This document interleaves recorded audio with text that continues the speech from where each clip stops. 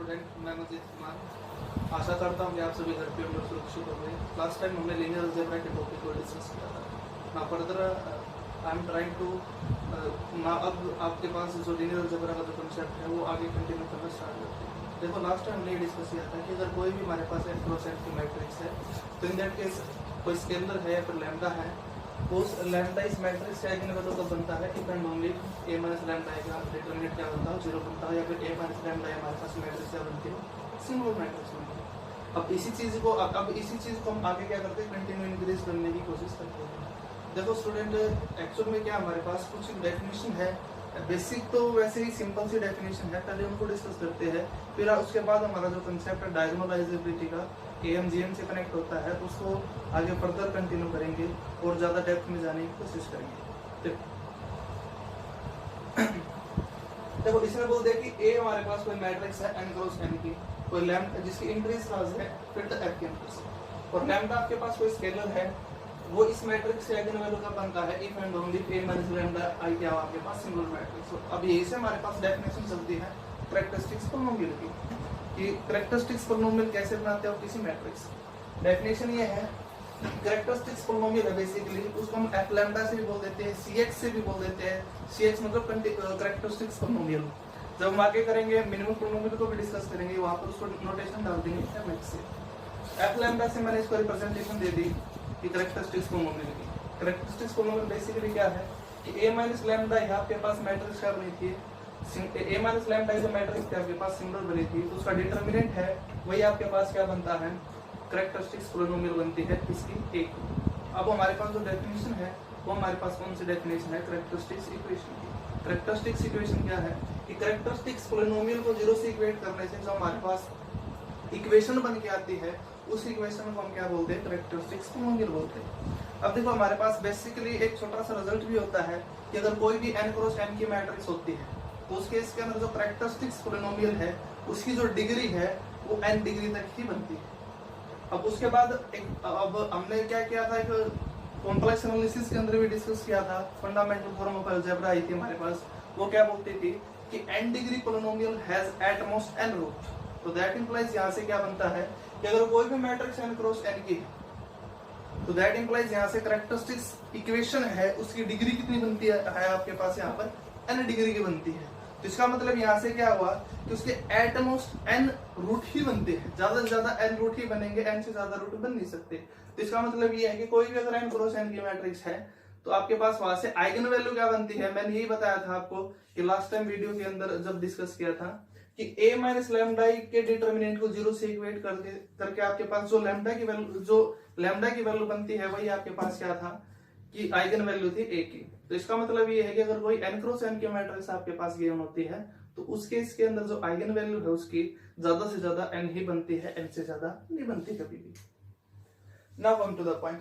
देखो characteristics root बोल दो, कैरेक्टरिस्टिक्स इक्वेशन बोल दो, एक नाम और आप सुनोगे उसको, वो क्या होता है आइगन वैल्यू भी मैंने वैसे बता तो दिया था आपको, फिर से एक बार फिर से थोड़ा सा डिस्कस कर लेते हैं। आइगन वैल्यू एक्चुअल में क्या है कि कैरेक्टरिस्टिक्स इक्वेशन है, कैरेक्टरिस्टिक्स इक्वेशन है आपके पास जो उसका जो रूट बन के आता है वही आपके पास क्या है आइगन वैल्यू है। उसी को आप क्या लिखते हो, कैरेक्टरिस्टिक्स रूट लिखते हो, उसी को आप क्या बोलते हो, लेटेंट रूट बोलते हो। अब उसके बाद एक डेफिनेशन और आएगी हमारे पास आगे आइगन स्पेस की। बेसिकली जब हमने लास्ट टाइम जिस लेक्चर को डिस्कस किया था वहां पर हमने क्या किया था कि अगर कोई भी n क्रॉस n की मैट्रिक्स हमारे पास गिवन होती है, n क्रॉस n ऑर्डर की अगर कोई भी मैट्रिक्स हमारे पास, वहां से हम क्या करते थे, मैंने आपको सिखाया भी था कि उसके आइगन वेक्टर आप कैसे निकालते हैं। आइगन वेक्टर हमने कैसे निकाले थे कि e ऑफ लैम्डा से जिसको डिनोट किया था कि set of all eigen vector corresponding to the eigen value lambda. वहां पर जो उसका प्रोसीजर है, कैसे मैंने आपको थिंकिंग बनाई थी, कैसे डेवलप किया था चीजों को, आप लास्ट वीडियो के अंदर देख भी सकते हो उसको। और ये चीज जरूर है, आज का जो हमारा काम है इसको कंटिन्यू करने के लिए आपको लास्ट वीडियो को देखना सबसे ज्यादा जरूरी है, तभी आप आगे कंटिन्यू कर पाओगे। अदरवाइज फिर वही कंफ्यूजन हो जाएगा आपको कि क्या करना था, क्या बताया था सर ने, क्या नहीं बताया। तो इसका मतलब आप लास्ट वीडियो को देखो तभी आप इम्प्रूव कर सकते हो। देखो आइगन स्पेस क्या हमारे पास, इसकी नोटेशन मैंने डाल दी ई लैम्डा प्राइम, वो x सच दैट जो इस कंडीशन को सेटिस्फाई करते हैं। देखो मैंने यहाँ पर ये नहीं देखा कि x आपके पास क्या है, जीरो वेक्टर है या फिर नॉन जीरो वेक्टर है। एक चीज और देखो, जब कभी भी x नॉन जीरो बनता है तो that implies E lambda prime के अंदर आपके पास क्या आएंगे, एक तो सारे के सारे क्या आएंगे, आइगन वेक्टर आएंगे corresponding to the eigen value lambda if x is non zero. अब सेकंडली यहाँ पर जो जीरो वेक्टर है वो भी तो इस कंडीशन को सेटिस्फाई करता है। अगर मैं x यहाँ पर जीरो लेता हूँ तो left hand side is equal to right hand side. तो इसका मतलब ये है कि आइगन स्पेस के अंदर आपके पास किसी भी लैम्डा का जब आप आइगन स्पेस निकालते हो उसके अंदर क्या क्या क्या आते हैं आपके पास, उस लैम्डा के कोरस्पोंडिंग जितने भी आइगन वेक्टर है उन सब की कलेक्शन और सेकेंडली जीरो वेक्टर भी उसके अंदर डाल दो, वही आपके पास क्या है, ई लैम्डा प्राइम है। देखो एक चीज और देखो इसके अंदर, इसको नोटेशन में दरअसल ऐसे भी तो लिख सकता हूँ कि E lambda prime is equal to E lambda union zero vector, ये चीज लिख सकता हूँ। कैसे लिख सकता हूँ, देखो ई लैम्डा हमने क्या किया था लास्ट टाइम, ये बताया था मैंने कि set of all eigen vector corresponding to the eigen value lambda if x is non zero तो दैट इंप्लाइज ई लैम्डा आपके पास बनना ही बनना है पूरा का पूरा।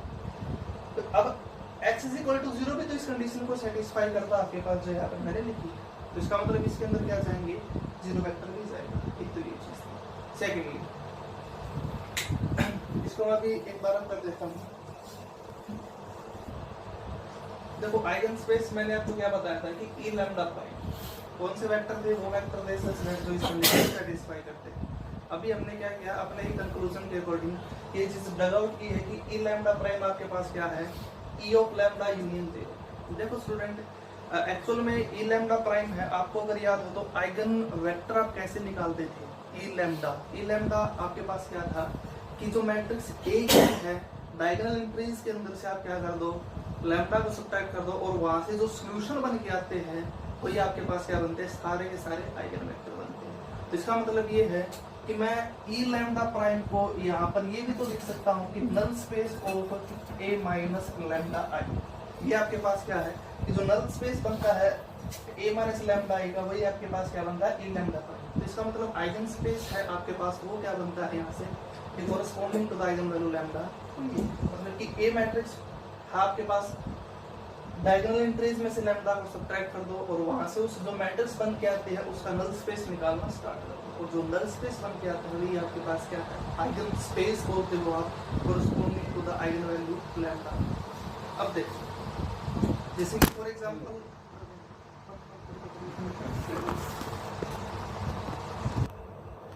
देखो स्टूडेंट ई लैम्डा प्राइम मैंने भी आपको क्या बोला है कि नल स्पेस है आपका ए माइनस लैम्डा जो मैट्रिक्स बनते हैं उसका। देखो स्टूडेंट अब देखो अब आगे हमारे पास क्या आता है, कई बार नाम आएगा कि एम किसको बोलते हो आप, जीएम किसको बोलते हो। बेसिकली ऐसे हमारे पास डेफिनेशन चलती है, एम का मतलब है अलजेब्राइक मल्टीप्लिसिटी से है और जीएम का मतलब है ज्योमेट्रिक मल्टीप्लिसिटी से। देखो स्टूडेंट अलजेब्राइक मल्टीप्लिसिटी आप किसको बोलते हो, उसके डेफिनेशन पर आते हैं। तो देखो स्टूडेंट हमारे पास जो अलजेब्राइक मल्टीप्लिसिटी है बेसिकली किसी आइगन वैल्यू की वो क्या बनती है, वो ये the geometric the algebraic multiplicity of an eigenvalue is equal to the number of time it's become the root of the characteristics equation। मतलब कि ये कि कोई भी लैम्डा है, कोई भी आइगन वैल्यू है किसी मैट्रिक्स की, उस लैम्डा के कोरस्पोंडिंग एम मतलब अलजेब्राइक मल्टीप्लिसिटी उस मैट्रिक्स से कितनी बन के आई है आपके पास, उसका मतलब ये है कि उस मैट्रिक्स की ए जो आपको मैट्रिक्स गिवन है उसकी लैम्डा कितनी बार आइगन वैल्यू बनती है, जितनी बार आइगन वैल्यू बनती है वही आपके पास क्या है, उसकी अलजेब्राइक मल्टीप्लिसिटी है। या तो ये बोल दो या फिर आप ये भी बोल सकते हो कि जो मैट्रिक्स ए गिवन है आपके पास, उस मैट्रिक्स ए के कोरस्पोंडिंग जब आप कैरेक्टरिस्टिक्स इक्वेशन बनाते हो और कैरेक्टरिस्टिक्स इक्वेशन के जो लैम्डा आइगन वैल्यू है कितने बार उसका रूट बनता है, वही आपके पास क्या बनती है, अलजेब्राइक मल्टीप्लिसिटी बनती है उस मैट्रिक्स ए की। अब फिर उसके बाद हमारे पास एक डेफिनेशन आती है अलजेब्राइक मल्टीप्लिसिटी की शॉर्ट फॉर्म, मैं कई बार ये भी रिपीट बोलूंगा कि अलजेब्राइक मल्टीप्लिसिटी को हम बेसिकली किससे डिनोट करेंगे, शॉर्ट फॉर्म है एएम से। अब ज्योमेट्रिक मल्टीप्लिसिटी और आती है हमारे पास। देखो स्टूडेंट ज्योमेट्रिक मल्टीप्लिसिटी किसी आइगन वैल्यू की क्या बनती है, वो ये बनती है किसी आइगन स्पेस, जो हमने क्या किया था अभी आइगन स्पेस डिस्कस किया था किसी लैम्डा के कोरस्पोंडिंग, जो उसको हमने क्या नोटेशन दी थी, ई लैम्डा प्राइम से बोला था। देखो स्टूडेंट जो ई लैम्डा प्राइम है उसके अंदर क्या हमारे पास set of all eigen vector corresponding to the eigen value lambda with zero vector. जो हमारे पास जो स्पेस बन के आता है, इस स्पेस की जो हमारे पास डायमेंशंस बनती है वही आपके पास क्या है, ज्योमेट्रिक मल्टीप्लिसिटी है किसी आइगन वैल्यू लैम्डा की। देखो अब हमारे पास एक छोटा सा रिजल्ट है जो सबसे ज्यादा इंपॉर्टेंट है, वो ये है रिजल्ट। ये रुक जाओ, कट ना करें, कर देगी।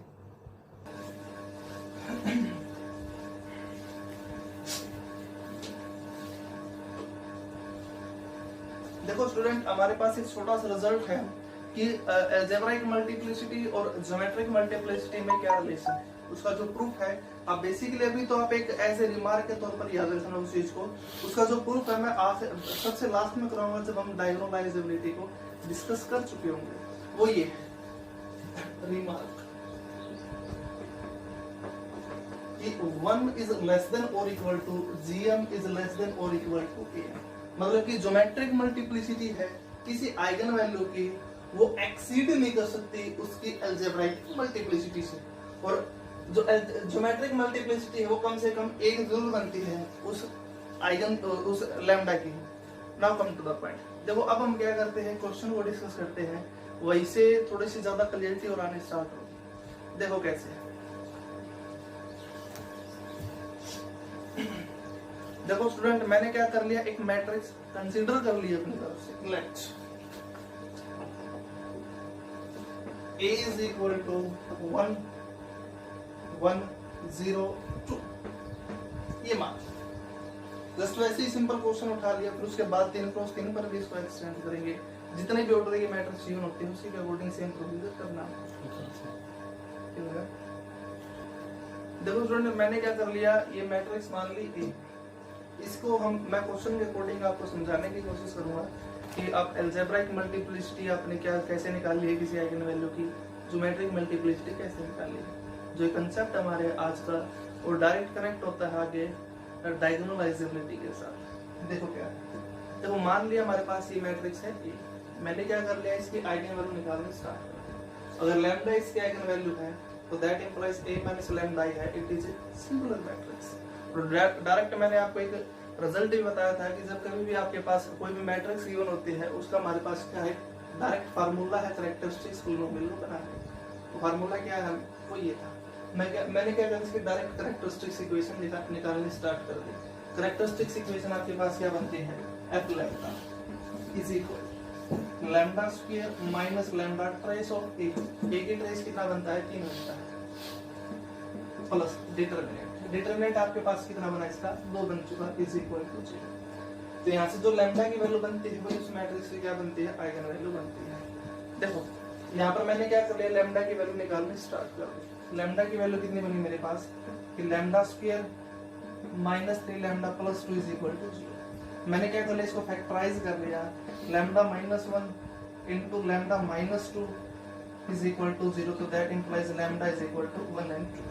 इसका मतलब यहाँ से क्या बनता है, लैम्डा है आपके पास जो इसमें जो मैट्रिक्स है A, इसकी आइगन वैल्यू आपके पास क्या बनती है, 1 और 2 बनती है। अब एक और बात बताओ स्टूडेंट, मैंने अभी आपको एक नाम बताया था अलजेब्राइक मल्टीप्लिसिटी। अलजेब्राइक मल्टीप्लिसिटी से हमारा क्या मतलब था कि किसी आइगन वैल्यू लैम्डा की मैट्रिक्स A की अलजेब्राइक मल्टीप्लिसिटी कितनी बनती है, जितने टाइम वो रूट बन के आता है कैरेक्टरिस्टिक्स इक्वेशन का, वही आपके पास क्या उसकी अलजेब्राइक मल्टीप्लिसिटी है।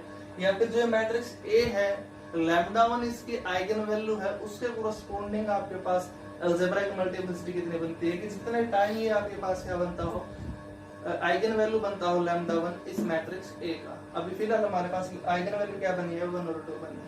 इसका मतलब 1 है, कितनी बार रूट बनता है कैरेक्टरिस्टिक्स इक्वेशन का, वो है सिर्फ 1। तो दैट इंप्लाइज यहाँ से अलजेब्राइक मल्टीप्लिसिटी आपके पास कितनी बनती है, अभी फिलहाल वो ये बनते हैं। लैम्डा हमारे पास क्या क्या बन के आया अभी, तो एक तो 1 बना और एक बना है 2। लैम्डा की वैल्यू 1 और 2, उसके कोरस्पोंडिंग मैंने क्या कर दिया, AM और GM निकालने स्टार्ट कर दिया। देखो algebra lambda is equal to 1 के कोरस्पोंडिंग अलजेब्राइक मल्टीप्लिसिटी कितनी बनी मेरे पास, वो बनती है 1। अब लैम्डा इज इक्वल टू 2 के कोरस्पोंडिंग अलजेब्राइक मल्टीप्लिसिटी कितनी बनती है हमारे पास, वो भी 1 ही बनती है। अब आपको अगर याद हो तो मैंने एक रिमार्क लिखवाया था आपको, वो ये था कि 1 इज लेस देन और equal to GM is less than और इक्वल टू AM। ये चीज मैंने आपको अभी बताई थी। देखो मैंने क्या कर दिया, लैम्डा इज इक्वल टू 1 के कोरस्पोंडिंग ज्योमेट्रिक मल्टीप्लिसिटी पर कमेंट करना स्टार्ट कर दिया। वो हमारे पास क्या बन के आती है, वो ये देखो, अगर AM 1 बनता है तो GM भी कितना बनेगा, वो भी 1 ही बनेगा। तो दैट इंप्लाइज यहाँ से मेरे पास लैम्डा इज इक्वल टू 1 के कोरस्पॉन्डिंग ज्योमेट्रिक मल्टीप्लिसिटी कितनी बनती है, वो भी 1 बन चुकी है। Similarly lambda is equal to 2 के कोरस्पॉन्डिंग अलजेब्राइक मल्टीप्लिसिटी तो आपके पास 1 बनती है।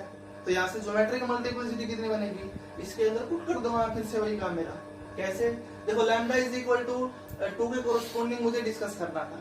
AM की वैल्यू अगर मैं if AM is equal to 1 यहाँ पर पुट कर दिया तो 1 इज लेस देन और equal to GM is less than और इक्वल टू 1, तो दैट इंप्लाइज GM कितना बनता है, वो भी 1 ही बनता है। तो दैट इंप्लाइज यहाँ से GM आपके पास क्या बना, वो भी 1 बन चुका। एक तो ये चीज थी। देखो स्टूडेंट, आप ऐसे करते हो, सोल्व आउट करते हो कि आपके पास AM कैसे निकालते हो, GM कैसे निकालते हो किसी भी मैट्रिक्स A की फॉर आइगन वैल्यू लैम्डा के लिए, ये चीज थी। Now come to the point. अब एक डेफिनेशन आती है हमारे पास डायगोनलाइजेबिलिटी की, उसको करते हैं डिस्कस। देखो स्टूडेंट, अब हमारे पास जो टॉपिक है वो आता है डायगोनलाइजेबिलिटी पर। यहाँ से it is A so important topic.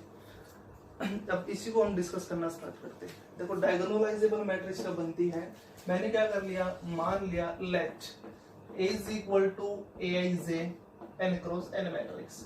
जो हमारे पास ये मैट्रिक्स है A सच दैट जिसकी एंट्री कहां से है, F के अंदर से, फील्ड F। जिस भी स्पेस पर वो हमसे काम करना चाहता है वो ऐसे ही मैंने क्या कर लिया, उसकी एंट्री उठा ली।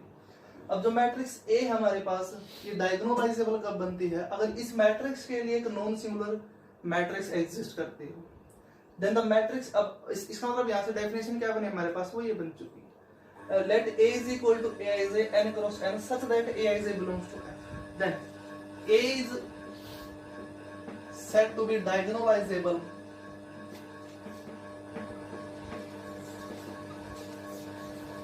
if there exists a non-singular matrix P such that क्या कंडीशन सेटिस्फाई करता हो, P inverse AP is equal to D, where D के हमारे पास D is the diagonal matrix। ये चीज, ये हमारे पास क्या डेफिनेशन है डायगोनलाइजेबल मैट्रिक्स। मतलब ये है कि कोई मैट्रिक्स A हमारे पास Aij n क्रॉस n की, इसकी एंट्री हमारे पास कहां से, फील्ड F के अंदर से। जो मैट्रिक्स A है ये डायगोनलाइजेबल कब बनती है, अगर इस मैट्रिक्स के लिए हमारे पास क्या करती हो, एक नॉन सिंगुलर मैट्रिक्स एग्जिस्ट करती है। अब जब कभी भी नॉन सिंगुलर मैट्रिक्स एग्जिस्ट करेगी किसी मैट्रिक्स के लिए सच दैट जो इस फॉर्मेट का बनता है, तो इन दैट केस जो मैट्रिक्स A है वो क्या बनेगी, डायगोनलाइजेबल बनेगी। अब अगर A के लिए ऐसी कोई नॉन सिंगुलर मैट्रिक्स एग्जिस्ट ही ना करती हो जो इस कंडीशन को सेटिस्फाई करे, तो दैट इंप्लाइज वो मैट्रिक्स कभी भी आपके पास डायगोनलाइजेबल नहीं बनती है। मैंने यहाँ पर एग्जिस्टेंस पर बोला है, ये कोई जरूरी नहीं कि 1 बनती हो, 2 बनती हो, 3 बनती हो, जस्ट 1 भी अगर एग्जिस्ट करती है तो उसी केस के अंदर अगर ये कंडीशन सेटिस्फाई होती है तो इन दैट केस जो मैट्रिक्स A हमारे पास वो क्या बनेगी, डायगोनलाइजेबल बनेगी। अब एक छोटी सी डेफिनेशन और है सिमिलर मैट्रिक्स की। सिमिलर मैट्रिक्स किसको बोलते हैं, उसको और देखते हैं। देखो सिमिलर मैट्रिक्स की डेफिनेशन और आती है यहाँ से, सिमिलर मैट्रिक्स। मैंने क्या कर लिया, let A is equal to Aij n cross n such that Aij belongs to F। जो हमारे पास मैंने क्या करा, मान लिया A कोई भी n क्रॉस n की मैट्रिक्स है जिसकी एंट्री कहां से आपके पास, फील्ड F के अंदर से। जो मैट्रिक्स A है वो सिंगुलर कब बनती है, अगर इस मैट्रिक्स के लिए क्या करते हो, नॉन सिंगुलर मैट्रिक्स एग्जिस्ट करती हो C सच दैट जो क्या कंडीशन सेटिस्फाई करे, इसी टाइप की कंडीशन को सेटिस्फाई करता हो, तो in that case A matrix है वो सिंगुलर बनेगी, sorry similar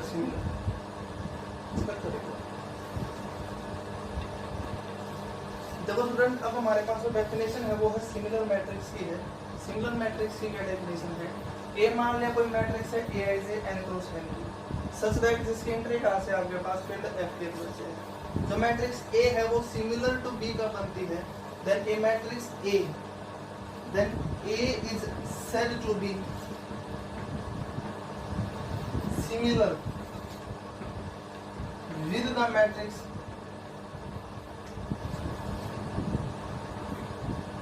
B equal to B I जे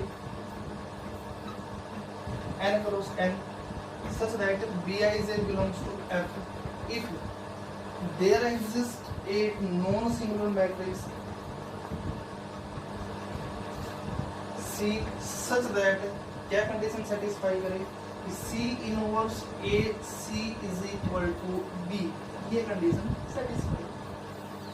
देखो स्टूडेंट डेफिनेशन ये बनती है हमारे पास यहाँ पर कि कोई मैट्रिक्स A है n क्रॉस n की जिसकी एंट्री फील्ड F के अंदर से है। जो मैट्रिक्स A है वो सिमिलर टू B का बनती है। अगर इस मैट्रिक्स के लिए एक नॉन सिंगुलर मैट्रिक्स हमारे पास एग्जिस्ट करती हो C सच दैट जो ये कंडीशन सेटिस्फाई करती हो, तो इन दैट केस A इज सिमिलर टू B, ये कंडीशन। अगर A B के साथ सिमिलर है तो that implies B is also similar to A। अब सिमिलरली अगर मैं यही डेफिनेशन सिमिलर वाली डायगोनलाइजेबिलिटी पर अप्लाई करता हूँ, कोई मैट्रिक्स डायगोनलाइजेबल है उस पर अप्लाई करता हूँ, तो हमारे पास क्या रिजल्ट बन जाता है। देखो आपने अभी बोला था कि कोई मैट्रिक्स है A, वो डायगोनलाइजेबल है अगर इस मैट्रिक्स के लिए नॉन सिंगुलर मैट्रिक्स एग्जिस्ट करती हो P सो दैट ये कंडीशन सेटिस्फाई करती है। तो इसका मतलब A के लिए आपको नॉन सिंगुलर मैट्रिक्स P मिल चुकी है सच दैट जो मैट्रिक्स इस फॉर्म का बनता हो, तो दैट इंप्लाइज यहाँ पर जो मैट्रिक्स A है it's become diagonalisable with D where D is the diagonal matrix. इसका मतलब यहाँ पर एग्जाम के अंदर कई बार डेफिनेशन है, कई बार वो इस फॉर्मेट का भी पूछ लेता है, कई बार जो अभी मैंने सिमिलर मैट्रिक्स से कनेक्ट किया है उससे भी पूछ लेता है। सिमिलर मैट्रिक्स से क्या डेफिनेशन बनी है, वो ये बन चुकी है। कोई मैट्रिक्स A है वो डायगोनलाइजेबल कब बनती है, अगर वो सिमिलर हो विद सब डायगोनल मैट्रिक्स। यहाँ से मैं इसको मैं ऐसे भी लिख सकता हूँ, फिर ऐसे और में और यहाँ पर डायगोनलाइजेबिलिटी क्या डेफिनेशन बन चुकी है, ये बन चुकी है। The matrix A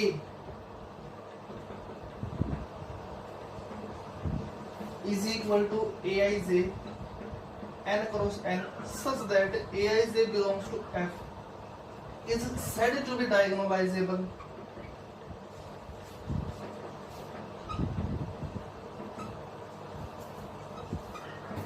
if it is similar to the diagonal matrix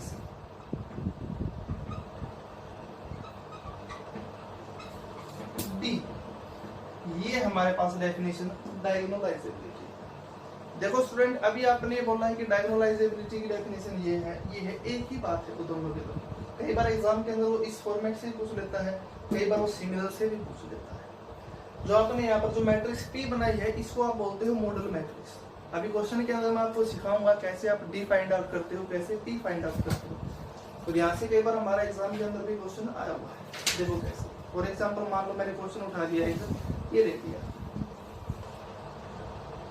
hello student, मैंने अभी आपको क्या किया था, कुछ एक चीज बताई थी, डेफिनेशन बताई थी डायगोनलाइजेबल कि कोई मैट्रिक्स आपके पास डायगोनलाइजेबल कब है, अगर उस मैट्रिक्स के लिए non singular matrix P exist करती हो सच दैट जो मैट्रिक्स A है उसको किस फॉर्म का बनाया जा सके, किस फॉर्मेट में लिखा जा सके आपके पास, वो लिखा जा सके P inverse A into P is equal to D, या फिर A मैट्रिक्स है वो सिंगल बनकर डायगोनल मैट्रिक्स के साथ, तो दैट प्रेजेंट मैट्रिक्स आपके पास क्या बनती है, डायगोनलाइजेबल बनती है।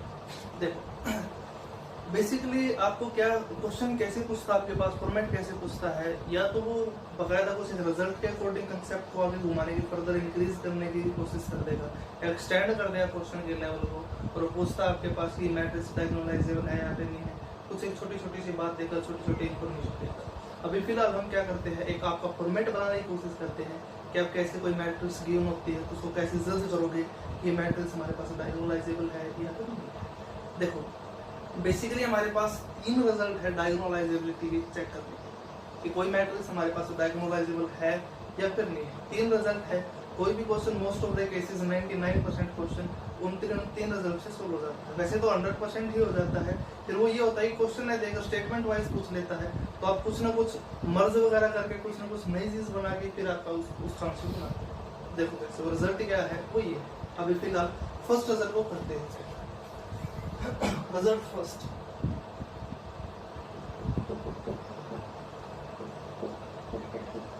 फर्स्ट रिजल्ट ये है कि कोई मैट्रिक्स आपके पास A, मैंने क्या कर लिया, मान लिया ये matrix let A is equal to Aij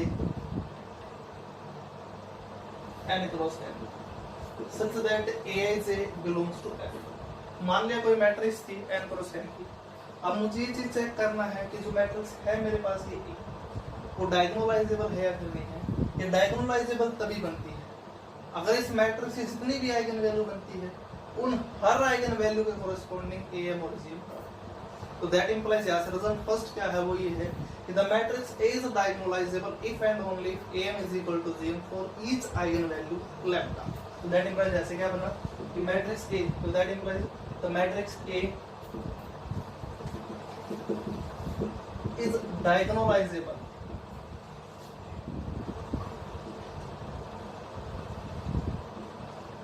if and only if am is equal to gm for each eigenvalue lambda।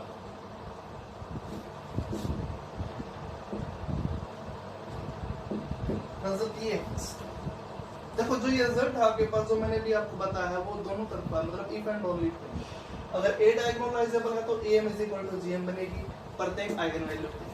अगर किसी मैट्रिक्स की n क्रॉस n की am is equal to gm बनती है प्रत्येक आइगन वैल्यू के लिए तो दैट इंप्लाइज मैट्रिक्स आपके पास क्या है डायगोनलाइजेबल। तो इसका मतलब जब कभी भी आपको क्या करना हो जज करना होगी मैट्रिक्स हमारे पास डायगोनलाइजेबल है या फिर नहीं है। तो आप एक काम करो जब भी मैंने अभी आपको am gm निकालना स्टार्ट किया था जस्ट आपको ये चीज चेक करना है कि हर आइगन वैल्यू के लिए am is equal to gm बनता है या फिर नहीं बनता। अगर am is equal to gm बनता है हर आइगन वैल्यू के लिए तो दैट इंप्लाइज मैट्रिक्स हमारे पास क्या बनती है डायगोनलाइजेबल बनती है। अगर किसी भी एक आइगन वैल्यू हमारे पास ऐसी एग्जिस्ट करती है जिसके लिए am is equal to gm बराबर नहीं बनता तो दैट इंप्लाइज वो मैट्रिक्स हमारे पास डायगोनलाइजेबल नहीं बनती। ये रिजल्ट है इट इज सो इम्पोर्टेंट। कई बार एग्जाम के अंदर डायरेक्ट ये रिजल्ट भी आता है। अब फॉर एग्जांपल